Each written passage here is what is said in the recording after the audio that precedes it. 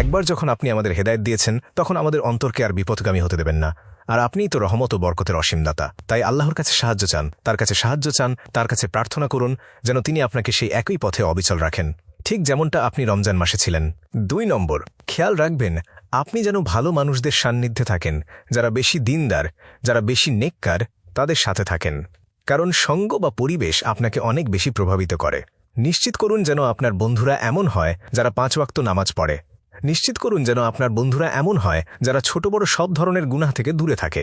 এমন বন্ধু বেছে নিন যারা সবসময় সমস্ত ফরজ কাজগুলো আদায় করে এবং যত বেশি সম্ভব মুস্তাহাব নফল আমলগুলো করার চেষ্টা করে। এতে করে আপনি যখন তাদের সাথে থাকবেন এবং শয়তান যখন আপনাকে বিপথগামী করার চেষ্টা করবে, তখন এই বন্ধুরাই আপনাকে সঠিক পথে ধরে রাখবে।